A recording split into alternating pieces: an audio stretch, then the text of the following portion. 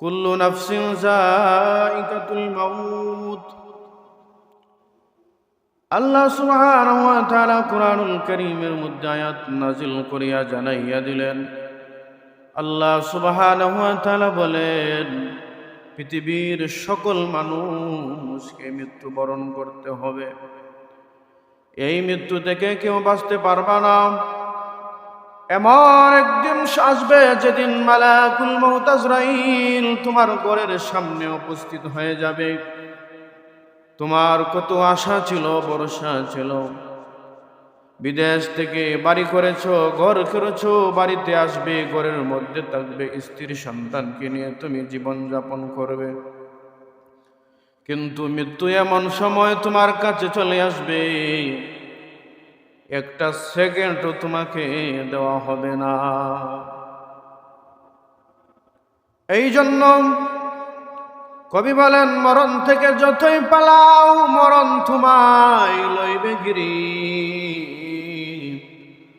যদিও সুদূর আকাশ পানে পালাও সেটাই লাগিয়ে সিঁড়ি। মরণ থেকে তুমি যতই পলায়ন করো না কেন, মৃত্যু তোমাকে একদিন গ্রাস করবে। এই মৃত্যু থেকে কেউ বাঁচতে পারবে না। এই জন্য আল্লাহ সুবহানাহু ওয়া তাআলা বলেন, আইনামা তাকুনু ইদরিকুমুল মাউতু ওয়ালাউ কুনতুম ফি বুরুজিম মুশাইয়াদা।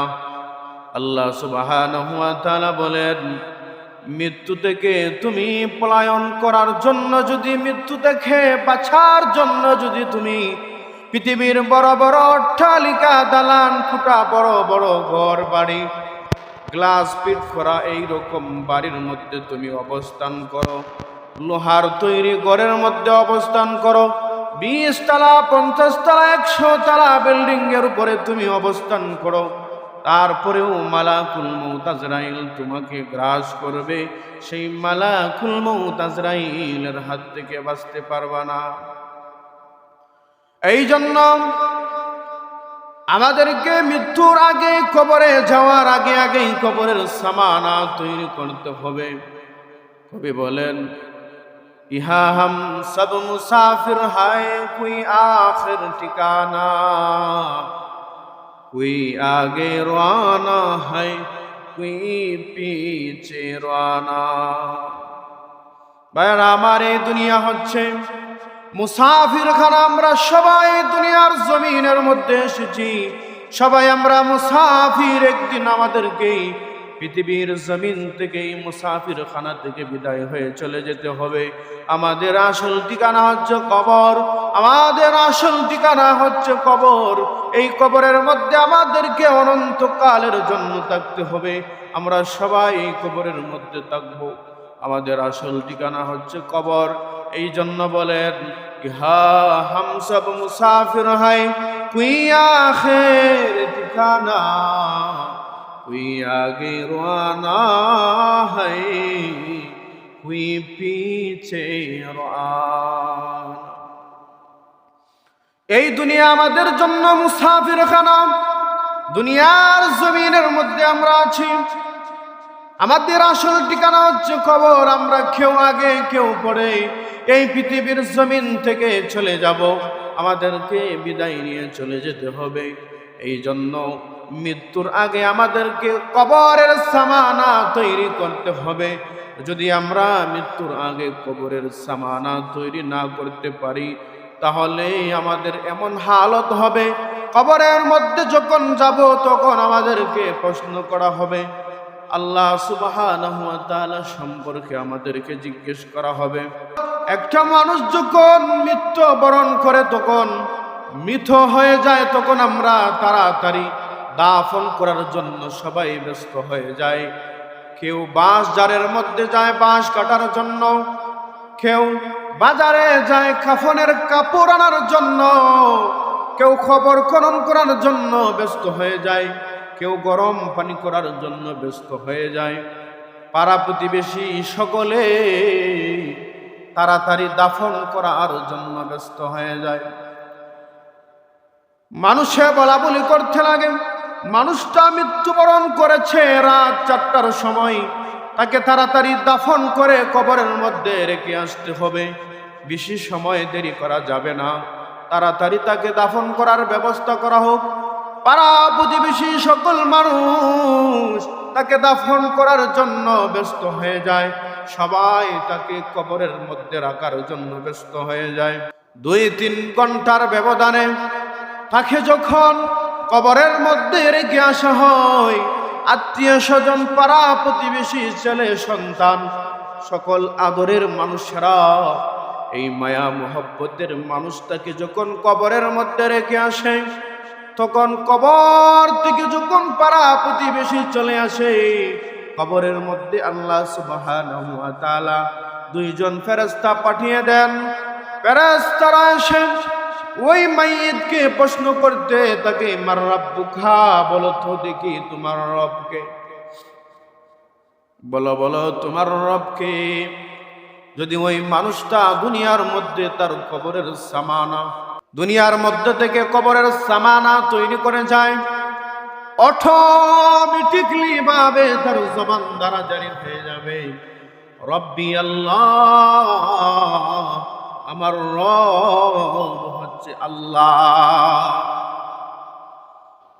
দ্বিতীয় প্রশ্ন তাকে করা হবে, ওয়ামান নাবিয়ুকা, তোমার নবী কে? দুনিয়ার মধ্যে তুমি কাকে নবী হিসাবে, দুনিয়ার মধ্যে তুমি কাকে নেতা হিসাবে, দুনিয়ার মধ্যে তুমি কাকে সরদার হিসাবে, তোমার লিডার হিসাবে মেনে এসেছিলে, কার আদর্শ, কার অনুসরণ অনুকরণ করে এসেছিলে, বলো তো দেখি তোমার নবীর নাম কি? যদি ওই মানুষটা দুনিয়ার মধ্যে আল্লাহর হাবিব রাহমাতুল লিল আলামিনের পয়গম্বর আরবি সাল্লাল্লাহু আলাইহি ওয়াসাল্লামের আদর্শ, নবীজির সুন্নাহ অনুযায়ী দুনিয়ার জমিন থেকে সে চলে যায়, তখন তার জবান থেকে অটোমেটিকলি ভাবে উত্তর চলে আসবে, নবিয়ুনা মুহাম্মাদুর রাসূলুল্লাহ সাল্লাল্লাহু আলাইহি ওয়াসাল্লাম। 3 নাম্বার প্রশ্ন করা হবে, তুমি তো দুনিয়ার মধ্যে ছিলে, কোন ধর্মের মানুষ ছিলে, তোমার ধর্ম কি ছিল, বলো বলো তোমার ধর্মের নাম কি?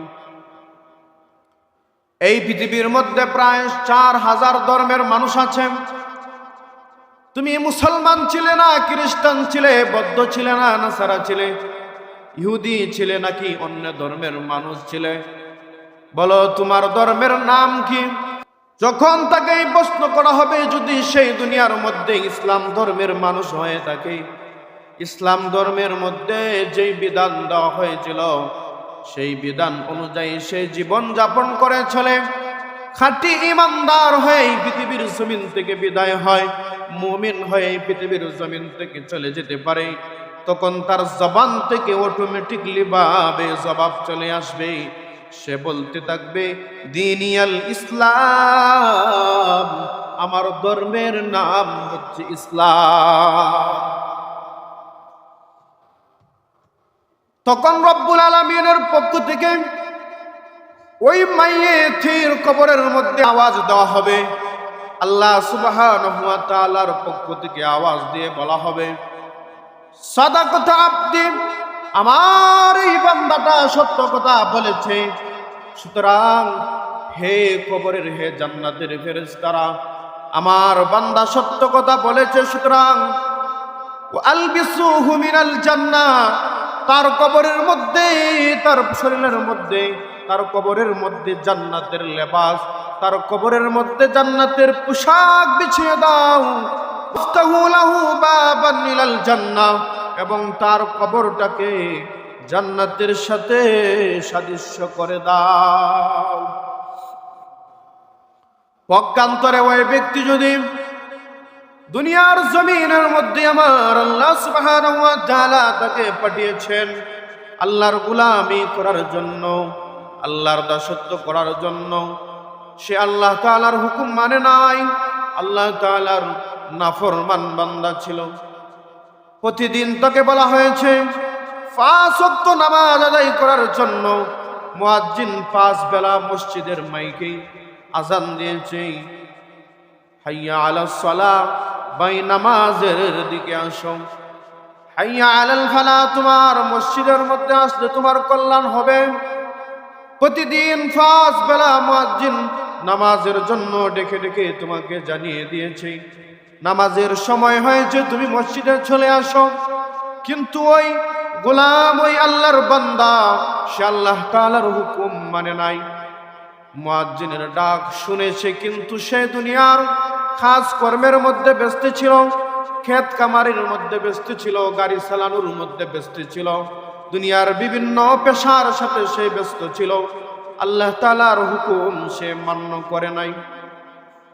আল্লাহর হাবিব রাহমাতুল লিল আলামিনের আদর্শ সে মানে নাই, রাসূলুল্লাহর সুন্নাহ অনুযায়ী জীবন যাপন করে নাই। ওই ব্যক্তি যখন এই পৃথিবীর জমিন থেকে চলে যাবে, তার আত্মীয় স্বজন পাড়া প্রতিবেশী যখন কবরের মধ্যে রেখে আসবে, কবর থেকে যখন মাটি দিয়ে সবাই চলে আসবে, ওই কবরের মধ্যে দুইজন ফেরেশতা এসে প্রশ্ন করবে, أعوذ بالله من الشيطان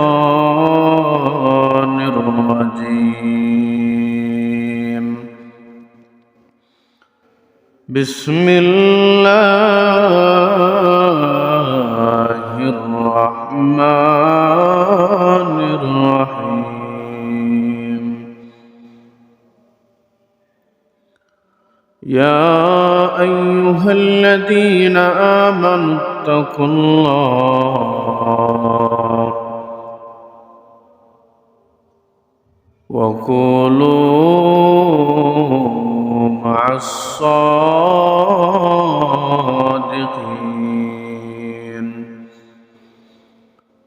وقال النبي صلى الله عليه وسلم: إنما الأعمال بالخواتم، أو كما قال عليه الصلاة والسلام. صلى الله على سيدنا ومولانا محمد وعلى آله وأصحابه وسلم. صلى الله على سيدنا ومولانا محمد وعلى آله وأصحابه وسلم. لا إله إلا الله، لا إله، لا إله إلا الله، لا إله إلا الله، لا إله إلا الله، لا إله إلا الله، لا إله إلا الله، محمد رسول الله صلى الله عليه وسلم. بلغ العلا بكماله، كشف الدجى بجماله، حسنت جميع خصاله. صلوا عليه وآله. यहाँ हम सब मुसाफिर हैं, कोई आखिर ठिकाना, कोई आगे रोना है, कोई पीछे रोना. মরণ থেকে যতই পালাও,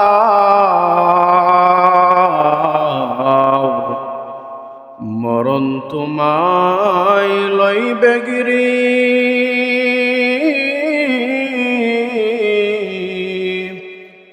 যদিও সুদূর আকাশ পানে পালাও সেটাই লাগে সিঁড়ি। بارك الله لنا ولكم في القرآن العظيم، ونفعنا وإياكم بالآيات والذكر الحكيم। الحمد لله। আল্লাহ সুবহানাহু ওয়া তাআলার দরবারে শুকরিয়া আদায় করি যে আল্লাহ সুবহানাহু ওয়া তাআলা আপনি আমাকে আল্লাহ তাআলার হুকুম পবিত্র জুমার নামাজ আদায় করার জন্য মসজিদে আসা বসার তৌফিক দিয়েছেন। এই জন্য আমরা সবাই রব্বে কাবার দরবারে শুকরিয়া আদায় করি আলহামদুলিল্লাহ। সম্মানিত হাজিরিন,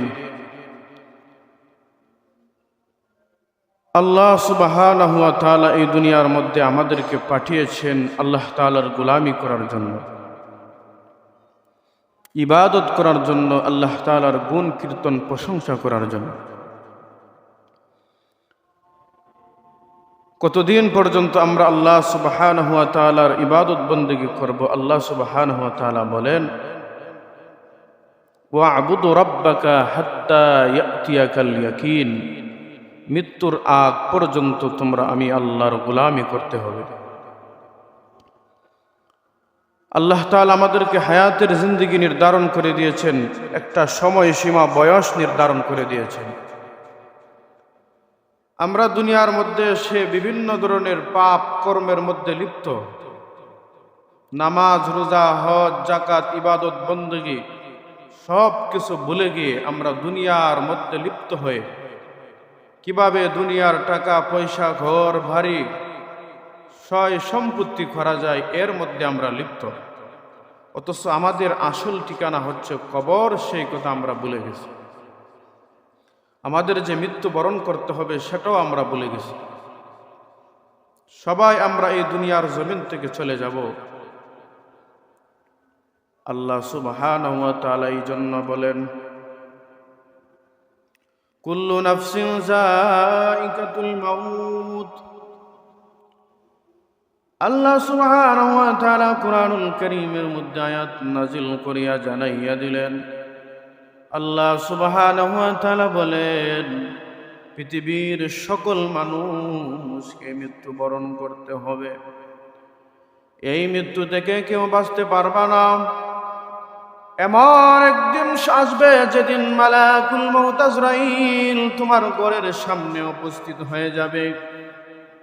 তোমার কত আশা ছিল, ভরসা ছিল, বিদেশ থেকে বাড়ি করেছো, ঘর করেছো, বাড়িতে আসবে, ঘরের মধ্যে থাকবে, স্ত্রী সন্তানকে নিয়ে তুমি জীবন যাপন করবে।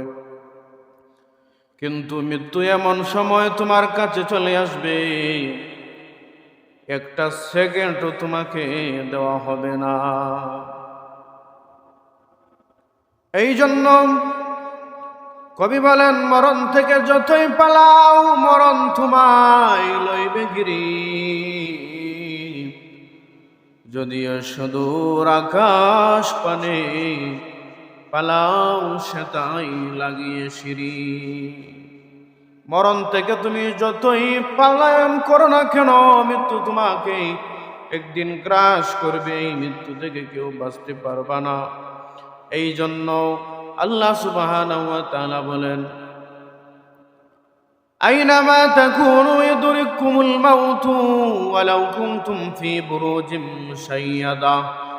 আল্লাহ সুবহানাহু ওয়া তাআলা বলেন, মৃত্যু থেকে তুমি পলায়ন করার জন্য, যদি মৃত্যু থেকে বাঁচার জন্য যদি তুমি পৃথিবীর বড় বড় অট্টালিকা, দালান কোঠা, বড় বড় ঘর বাড়ি, গ্লাস ফিট করা এইরকম বাড়ির মধ্যে তুমি অবস্থান করো, লোহার তৈরি ঘরের মধ্যে অবস্থান করো, 20 তলা, 50 তলা, 100 তলা বিল্ডিং এর উপরে তুমি অবস্থান করো, তারপরেও মালাকুল মউত আজরাইল তোমাকে গ্রাস করবে, সেই মালাকুল মউত আজরাইলের হাত থেকে বাঁচতে পারবা না।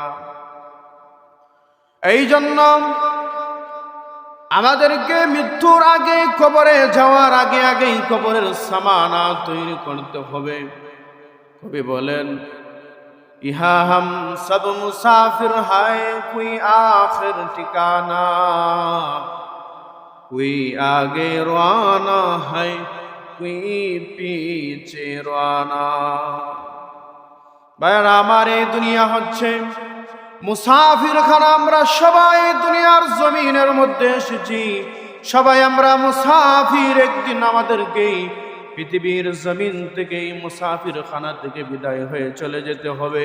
আমাদের আসল ঠিকানা হচ্ছে কবর, আমাদের আসল ঠিকানা হচ্ছে কবর।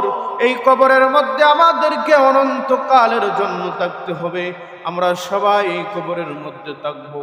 আমাদের আসল ঠিকানা হচ্ছে কবর।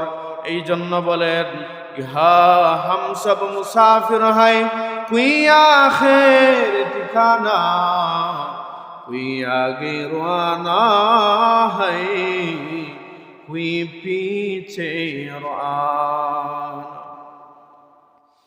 এই দুনিয়া আমাদের জন্য মুসাফির খানা।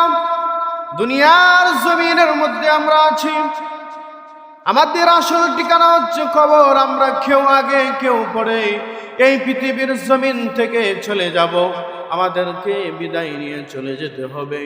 এই জন্য মৃত্যুর আগে আমাদেরকে কবরের সামানা তৈরি করতে হবে। যদি আমরা মৃত্যুর আগে কবরের সামানা তৈরি না করতে পারি, তাহলে আমাদের এমন হালত হবে, কবরের মধ্যে যখন যাব তখন আমাদেরকে প্রশ্ন করা হবে, আল্লাহ সুবহানাহু ওয়া তাআলা সম্পর্কে আমাদেরকে জিজ্ঞেস করা হবে। আমরা যখন, একটা মানুষ যখন মৃত্যুবরণ করে, তখন মৃত হয়ে যায়, তখন আমরা তাড়াতাড়ি দাফন করার জন্য সবাই ব্যস্ত হয়ে যায়। কেউ বাঁশ ঝাড়ের মধ্যে যায় বাঁশ কাটার জন্য, কেউ বাজারে যায় কাফনের কাপড় আনার জন্য, কেউ খবর খনন করার জন্য ব্যস্ত হয়ে যায়, কেউ গরম পানি করার জন্য ব্যস্ত হয়ে যায়। পাড়া প্রতিবেশী সকলে তাড়াতাড়ি দাফন করার জন্য ব্যস্ত হয়ে যায়। মানুষে বলা বলি করতে লাগে, মানুষটা মৃত্যুবরণ করেছে রাত 4টার সময়, তাকে তাড়াতাড়ি দাফন করে কবরের মধ্যে রেখে আসতে হবে। বেশি সময় দেরি করা যাবে না, তাড়াতাড়ি তাকে দাফন করার ব্যবস্থা করা হোক। পাড়া প্রতিবেশী সকল মানুষ তাকে দাফন করার জন্য ব্যস্ত হয়ে যায়, সবাই তাকে কবরের মধ্যে রাখার জন্য ব্যস্ত হয়ে যায়। 2-3 ঘন্টার ব্যবধানে তাকে যখন কবরের মধ্যে রেখে আসা হয়, আত্মীয় স্বজন, পাড়া প্রতিবেশী, ছেলে সন্তান, সকল আদরের মানুষেরা, এই মায়া মোহব্বতের মানুষটাকে যখন কবরের মধ্যে রেখে আসে, তখন কবর থেকে যখন পাড়া প্রতিবেশী চলে আসে, কবরের মধ্যে আল্লাহ সুবহানাহু ওয়া তাআলা 2 জন ফেরেশতা পাঠিয়ে দেন। ফেরেশতারা এসে ওই মাইয়িতকে প্রশ্ন করতে তাকে, মার রাব্বুকা, বলো তো দেখি তোমার রবকে, বলো বলো তোমার রবকে। যদি ওই মানুষটা দুনিয়ার মধ্যে তার কবরের সামানা, দুনিয়ার মধ্যে থেকে কবরের সামানা তৈরি করে যায়, অটোমেটিকলি ভাবে তার জবান দ্বারা জারি হয়ে যাবে, রব্বি আল্লাহ, আমার রব হচ্ছে আল্লাহ। দ্বিতীয় প্রশ্ন তাকে করা হবে, ওয়ামান নাবিয়ুকা, তোমার নবী কে? দুনিয়ার মধ্যে তুমি কাকে নবী হিসাবে, দুনিয়ার মধ্যে তুমি কাকে নেতা হিসাবে, দুনিয়ার মধ্যে তুমি কাকে সরদার হিসাবে, তোমার লিডার হিসাবে মেনে এসেছিলে, কার আদর্শ, কার অনুসরণ অনুকরণ করে এসেছিলে, বলো তো দেখি তোমার নবীর নাম কি? যদি ওই মানুষটা দুনিয়ার মধ্যে আল্লাহর হাবিব রাহমাতুল লিল আলামিনের পয়গম্বর আরবি সাল্লাল্লাহু আলাইহি ওয়াসাল্লামের আদর্শ নবীজির সুন্নাহ অনুযায়ী দুনিয়ার জমিন থেকে সে চলে যায়, তখন তার জবান থেকে অটোমেটিকলি বাবে উত্তর চলে আসবে, নবিয়ুনা মুহাম্মাদুর রাসূলুল্লাহ সাল্লাল্লাহু আলাইহি ওয়াসাল্লাম। 3 নাম্বার প্রশ্ন করা হবে, তুমি তো দুনিয়ার মধ্যে ছিলে, কোন ধর্মের মানুষ ছিলে? তোমার ধর্ম কি ছিল? বলো বলো, তোমার ধর্মের নাম কি? এই পৃথিবীর মধ্যে প্রায় 4000 ধর্মের মানুষ আছে। তুমি মুসলমান ছিলে না খ্রিস্টান ছিলে, বৌদ্ধ ছিলে না নাসারা ছিলে, ইহুদি ছিলে নাকি অন্য ধর্মের মানুষ ছিলে? বলো তোমার ধর্মের নাম কি?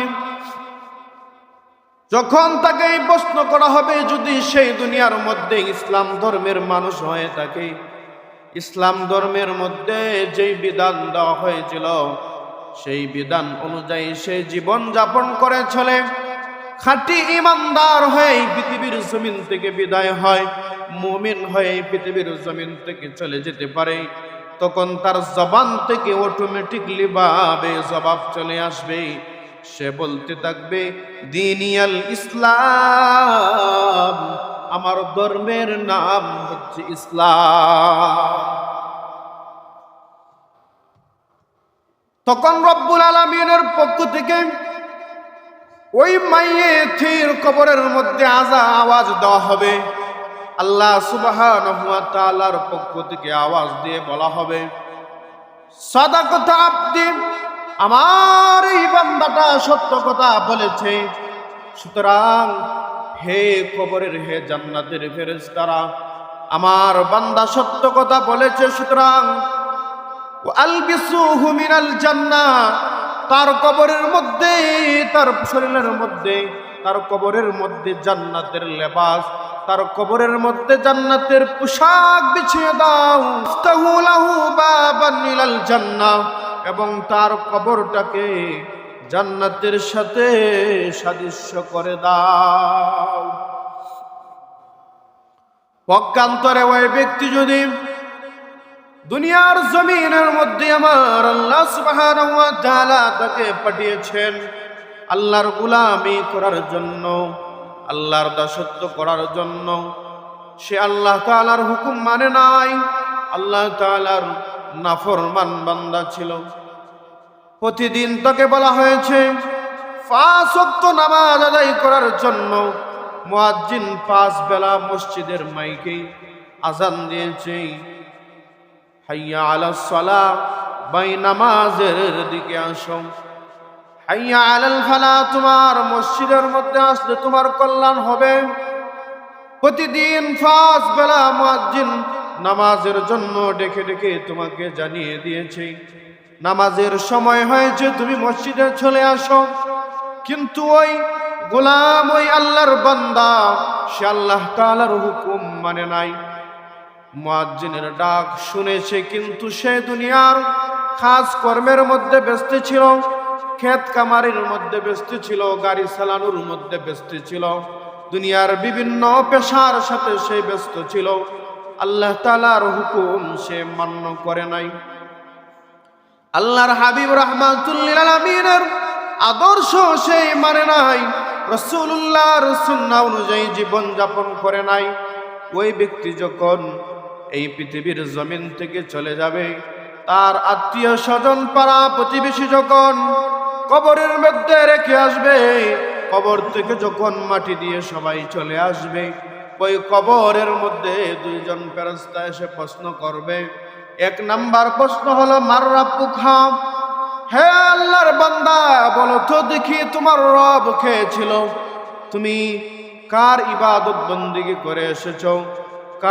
কাকে তুমি মালিক হিসাবে, খালিক হিসাবে, তোমার সৃষ্টিকর্তা, তোমার প্রভু, তোমার রব হিসাবে তুমি মেনে এসেছো? বলো দেখি তোমার রবের নাম কি, বলো তো দেখি। তখন ওই ব্যক্তি তো দুনিয়ার মধ্যে আল্লাহ তাআলার হুকুম মান্য করে নাই, আল্লাহ তাআলার ইবাদত বন্দেগী করে নাই, তখন সে বলতে থাকবে, হায় হায় লা আদরি, হায় আফসোস আমি জানি না আমার রবকে। 2 নম্বর প্রশ্ন তাকে করা হবে, ওয়ামান নাবিয়ুকা, তোমার নবীকে, তোমার নবীকে। দুনিয়ার জমিনের মধ্যে সে রহমাতুল লিল আলামিন পয়গম্বর আরবি সাল্লাল্লাহু আলাইহি ওয়াসাল্লামের আদর্শ অনুকরণ, রাসূলুল্লাহর সুন্নতের দ্বারেও সে দ্বার কাছেও যায় নাই, রাসূলের আদর্শ অনুযায়ী জীবন যাপন করে নাই। যখন তাকে প্রশ্ন করা হবে, মান নাবিয়ুকা, বলো তো দেখি তোমার নবীকে, তখন ওই ব্যক্তি বলতে থাকবে, হায় হায় লা আদরি, হায় আফসোস আমার নবীকে আমি জানি না। 3 নাম্বার প্রশ্ন করা হবে, বলো তো দেখি তোমার ধর্মের নাম কি, তুমি কোন ধর্মের মানুষ ছিলে? তখন ওই ব্যক্তি বলতে থাকবে, হায় হায় লা আদরি, আমি কোন ধর্মের মানুষ ছিলাম আমার জানা নেই, আমি বলতে পারি না, হায় আফসোস। যখন 3টা প্রশ্ন করা হবে কবরের জগতের মধ্যে, সেই 3টা প্রশ্নের জবাব দিতে পারবে না। এমন সময় গাইবি ভাবে তার কবরের মধ্যে আওয়াজ দেওয়া হবে, কাযাবা আবদি, আমার এই বান্দাটা মিথ্যা কথা বলেছে, সুতরাং তার শরীরের মধ্যে জাহান্নামের পোশাক পরিধান করায়া দাও, তার কবরের মধ্যে জাহান্নামের বিছানা বিছিয়ে দাও, এবং তার কবরটাকে কিয়ামতের আগ পর্যন্ত জাহান্নামের সাথে সাদৃশ্য করে দাও। কিয়ামতের আগ পর্যন্ত সে কবরের মধ্যে শুয়ে শুয়ে জাহান্নামের শাস্তি ভোগ করতে থাকবে। এই জন্য আল্লাহ সুবহানাহু ওয়া তাআলা বলেন, তোমাদের সবাইকে মৃত্যুর স্বাদ গ্রহণ করতে হবে, এই মৃত্যু থেকে কেউ বাঁচতে পারবে না। আল্লাহর হাবিব সাল্লাল্লাহু আলাইহি ওয়াসাল্লাম বলেন, কবর হচ্ছে দুনিয়ার মধ্যে থেকে, দুনিয়ার কবর কারো জন্য হচ্ছে জান্নাতের বাগান, কবর কারো জন্য হচ্ছে জাহান্নামের টুকরা। সেটা ডিফেন্স করবে তার আমল অনুযায়ী। দুনিয়ার মধ্যে শুধু যদি ওই ব্যক্তিটা নেক আমল করে, দুনিয়ার মধ্যে যদি সে ওই নেক আমল ইবাদত বন্দেগী করতে পারে, তাহলে কবরের মধ্যে যাওয়ার পরে তাকে জান্নাতের নাজ নিয়ামত ভোগ করার জন্য বলা হবে, নাজ নিয়ামত তাকে দান করা হবে। পক্ষান্তরে সে যদি আল্লাহর হুকুম মান্য না করে, আল্লাহর হুকুম না মেনে যায়, তাহলে কবরে যাওয়ার সাথে সাথে তার কবরকে চিরকালের জন্য জাহান্নামের সাথে সাদৃশ্য করে দেওয়া হবে। আল্লাহর হাবিব সাল্লাল্লাহু আলাইহি ওয়াসাল্লাম বলেন, তোমরা দুনিয়ার মধ্যে তোমাদেরকে আল্লাহ সুবহানাহু ওয়া তাআলা পাঠিয়েছেন, অল্প কিছুদিন তোমাদের হায়াতের জিন্দেগি নির্ধারণ করে দেওয়া হয়েছে। এই জন্য রাসূল বলেন, দুনিয়া হচ্ছে মুসাফিরখানা, মুসাফিরখানা। দুনিয়া মানুষের জন্য মুসাফিরখানা, ভ্রমণ করার জায়গা। দুনিয়া হচ্ছে ভ্রমণ করার জায়গা, দুনিয়া হচ্ছে ঘুরানো বেড়ানোর জায়গা। অর্থাৎ এই দুনিয়ার মধ্যে তোমাকে অল্প কিছু দিনের জন্য 3 দিনের হায়াত নির্ধারণ করে তোমাকে দুনিয়ার জমিনের মধ্যে প্রেরণ করা হয়েছে। এই 3 দিনের ভিতরেই তোমাকে দুনিয়ার জমিন থেকে আল্লাহ তাআলার জান্নাত কামাই করে যেতে হবে। এই জন্য যখন মুয়াজ্জিন আজান দিয়ে দেয়, তখন মসজিদের দিকে চলে আসা, এটা আল্লাহ সুবহানাহু ওয়া তাআলার পক্ষ থেকে আমাদের জন্য হুকুম। আল্লাহর হাবিব সাল্লাল্লাহু আলাইহি ওয়াসাল্লামের সাহাবায়ে কেরাম যখন আজান হয়ে যেত, সাহাবায়ে কেরামের এমন অবস্থা হইতো, সাহাবায়ে কেরামের এমন কন্ডিশন হইতো, এমনও হাদিসের কিতাবের মধ্যে পাওয়া যায়, যখন সাহাবায়ে কেরামের কানের মধ্যে আজানের আওয়াজ চলে যাইত, তখন তাদের শরীরের সমস্ত পশমগুলো দাঁড়িয়ে যাইত, তাদের শরীরের রগগুলো দাঁড়িয়ে যাইত, শরীর তরতর করে কাঁপতে থাকতো। আজান হয়ে গেছে, আমাদের আর কোন কাজ করা যাবে না, মসজিদের মধ্যে চলে আসতে হবে। এমনও সাহাবায়ে কেরাম পাওয়া যায়, যখন আজান হয়ে যাইত তখন তাদের চক্ষু দ্বারা ঝরঝর করে পানি পড়তে থাকতো। সাহাবায়ে কেরাম একজন আরেকজনকে জিজ্ঞেস করতেন, হে আমার ভাই, তোমার চক্ষু দ্বারা কেন পানি পড়ছে? তখন সাহাবায়ে কেরাম জবাব দিতেন, আজান হয়ে গেছে, মুয়াজ্জিন মাইকের মধ্যে আজানের মাধ্যমে এলান করে আমাদেরকে জানিয়ে দিয়েছেন, আল্লাহু আকবার, আল্লাহু আকবার, আল্লাহ সবচাইতে বড়, আল্লাহ সবচাইতে বড়। আল্লাহ তাআলার নাম যখন সাহাবায়ে কেরাম শুনতেন, তখন তাদের ভিতরে জ্বালা যন্ত্রণা, তাদের ভিতরে আতঙ্ক চলে আসতো, তাদের ঈমান বেড়ে যাইত, তাদের ভিতরে ভয় চলে আসতো। এই জন্য আজানের আওয়াজ যখন সাহাবায়ে কেরামের কানের মধ্যে যাইত, তখন তাদের চক্ষু দ্বারা জোর করে পানি পড়তো। দৌড়াইয়া তারা মসজিদের দিকে চলে আসতো। আল্লাহর হাবিব সাল্লাল্লাহু আলাইহি ওয়াসাল্লাম বলেন, যাদের কানের মধ্যে আজানের ধ্বনি চলে যায়, তার জন্য আল্লাহ তাআলার হুকুম মান্য করা তার জন্য ফরজ হয়ে যায়। দুনিয়ার সমস্ত কাজ কর্ম তার জন্য হারাম হয়ে যায়। বিশেষ করে আল্লাহর হাবিব বলেন, আল্লাহ তাআলা সূরাতুল জুমার মধ্যে আয়াত নাজিল করে জানিয়ে দিলেন, ইযা নুদিয়া লিস-সালাতি মিন ইয়াউমিল জুমআহ ফাসআউ ইলা যিকরিল্লাহি ওয়া যারুল বাই'। আল্লাহ তাআলা বলেন, যখন জুমার আজান মানুষের কানে কানে পৌঁছে যাবে, তখন ওই মানুষটা যদি দুনিয়ার কাজকর্মের মধ্যে সে লেগে থাকে, তখন তার জন্য দুনিয়ার সমস্ত কাজকর্ম হারাম হয়ে যায়। কৃষক মানুষ যদি সে ক্ষেত খামারের মধ্যে আসে, আজান হয়ে গেছে, জুমার দিন মুয়াজ্জিন আল্লাহু আকবার, আল্লাহু আকবার বলে এলান করে জানিয়ে দিয়েছে, এমন সময় তার কানের মধ্যে যখন জুমার আজান চলে যাবে, কৃষকের জন্য ক্ষেতের মধ্যে কোদাল মারা হারাম হয়ে যাবে, দোকানদারের জন্য দোকানদারি ব্যবসা বাণিজ্য করা হারাম হয়ে যাবে। গাড়ি চালাইতেছে ওই ড্রাইভারের জন্য আজান মসজিদের তার কানের মধ্যে চলে গেছে জুমার আজান, তার জন্য গাড়ি চালানো হারাম হয়ে যাবে। কারণ জুমার আজানের পরে দুনিয়ার সমস্ত কাজ কর্ম থেকে বিরত থাকার জন্য আল্লাহ সুবহানাহু ওয়া তাআলা কোরআনের আয়াতের মাধ্যমে জানিয়ে দিলেন। সুতরাং কোরআনের আয়াতের মাধ্যমে আল্লাহ সুবহানাহু ওয়া তাআলা যেটা মানুষকে বান্দাকে জানিয়ে দেন, সেটা ওই বান্দার জন্য ফরজ হয়ে যায়, সেটা বান্দার জন্য ওয়াজিব হয়ে যায়। এই জন্য আল্লাহ তাআলা যেহেতু জুমার আজানের পরে দুনিয়ার সমস্ত মানুষদেরকে কাজকর্ম করার জন্য নিষেধ করে দিয়েছেন, সুতরাং দুনিয়ার সমস্ত মানুষের জন্য জুমার আজানের পরে সমস্ত কাজ হারাম। আল্লাহ সুবহানাহু ওয়া তাআলা কোরআনের মাধ্যমে বিভিন্ন আয়াতের মাধ্যমে আমাদেরকে জানাইয়া দিলেন, ওয়া আকিমুস সালাহ ওয়া আকিমুস সালাহ, তোমরা নামাজ আদায় করো। আল্লাহ তাআলা কুরআনুল কারীমের মধ্যে প্রায় ৮২ জায়গার মধ্যে আল্লাহ তাআলা নামাজ পড়ার জন্য মানুষদেরকে বলতেছেন, ওয়া আকিমুস সালাহ, নামাজ আদায় করো, ওয়া আতুজ যাকাত, যাকাত প্রদান করো। যাকাত তো সকলের উপর ফরজ নয়, যে ব্যক্তি নেশাব পরিমাণ সম্পদের মালিক হয় তার উপরেই তো যাকাত ফরজ হয়।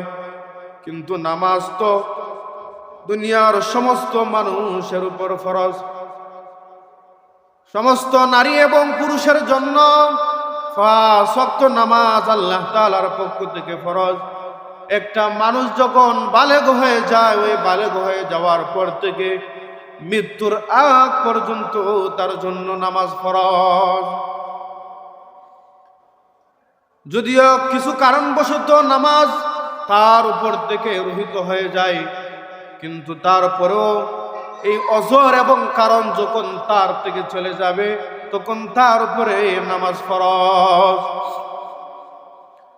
আল্লাহর হাবিব সাল্লাল্লাহু আলাইহি ওয়াসাল্লাম বলেন, আল্লাহর নবী রাহমাতুল লিল আলামিনের দরবারে সাহাবী গিয়ে প্রশ্ন করতেছেন, ওগো আল্লাহর পয়গম্বর, ওগো রাহমাতুল লিল আলামিন, আমি অসুস্থ মানুষ, আমি নামাজ আদায় করতে মসজিদে এসে নামাজ আদায় করতে পারি না, আমি তো দাঁড়িয়ে নামাজ পড়তে পারি না।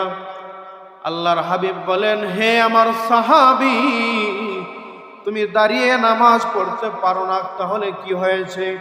তুমি তো বসে বসে নামাজ আদায় করতে পারবে। সাহাবী বলেন, হ্যাঁ, আমি বসে বসে নামাজ আদায় করতে পারবো। আল্লাহর নবী বলেন, তাহলে তুমি বসে বসেই নামাজ আদায় করবে। সাহাবী আবার আল্লাহর হাবিবকে প্রশ্ন করে, ওগো রাহমাতুল লিল আলামিন, আমি যদি বসে বসেও নামাজ আদায় করতে না পারি তাহলে কি করব? আমি কিভাবে নামাজ আদায় করব? আল্লাহর পয়গম্বর বলেন, হে আমার সাহাবী, তুমি বসে বসে যদি নামাজ আদায় না করতে পারো তাহলে তুমি শুয়ে শুয়ে নামাজ আদায় করবে, ঘুমিয়ে ঘুমিয়ে নামাজ আদায় করবে। আল্লাহর সাহাবী, আল্লাহর নবীর সাহাবী আবার প্রশ্ন করেন, ওগো পয়গম্বর, আমি যদি শুয়ে শুয়ে ঘুমিয়ে ঘুমিয়ে নামাজ আদায় করতে না পারি তাহলে কি করব? কিভাবে আমি নামাজ আদায় করব? আল্লাহর নবী বলেন, হে আমার সাহাবী, তাহলে তুমি ইশারার মাধ্যমে নামাজ আদায় করবে। তারপরেও তুমি নামাজ ছাড়তে পারবে না, তারপরেও তোমার উপর থেকে নামাজ রহিত করে দেওয়া হবে না। দেখেন সাহাবাইকে আল্লাহর হাবিব কিভাবে জবাব দিলেন, দাঁড়িয়ে নামাজ আদায় করো পারো না, বসে নামাজ আদায় করো, বসেও তুমি নামাজ আদায় করতে পারতেছো না, তাহলে তুমি বিছানার মধ্যে শুয়ে শুয়ে ঘুমিয়েও তুমি নামাজ আদায় করো, তারপরেও পারতেছো না, ইশারার মাধ্যমে নামাজ আদায় করো, এরপরেও নামাজ তোমার উপর থেকে নামাজের হুকুম রহিত হবে না।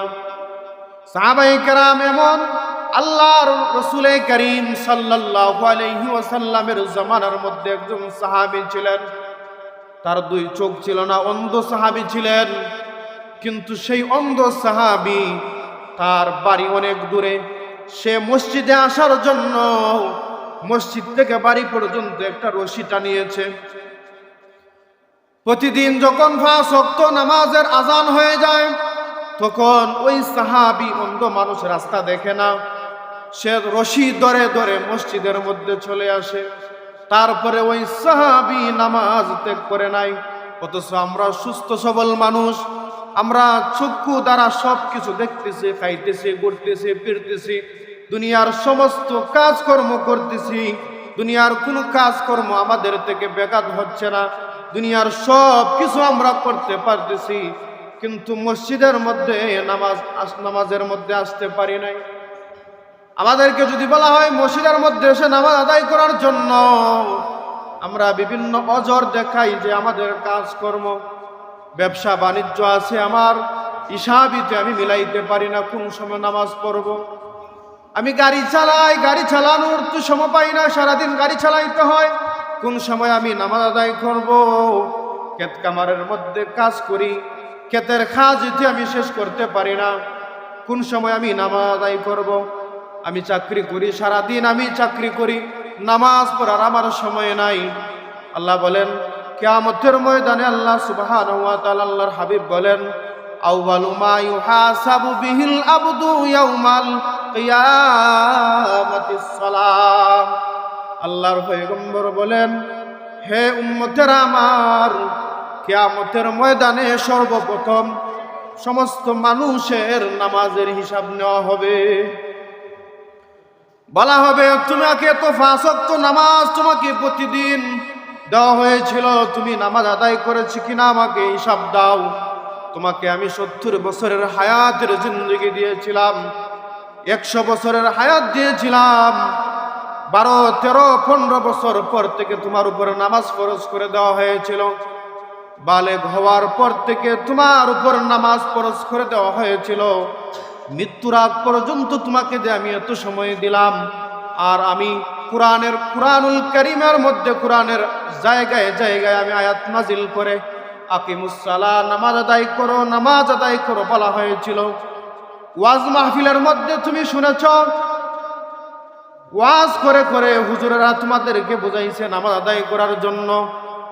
জুমার দিন মসজিদের মাধ্যমে হুজুর ওয়াজ করে বয়ান করে তোমাদেরকে বলেছে নামাজ আদায় করার জন্য।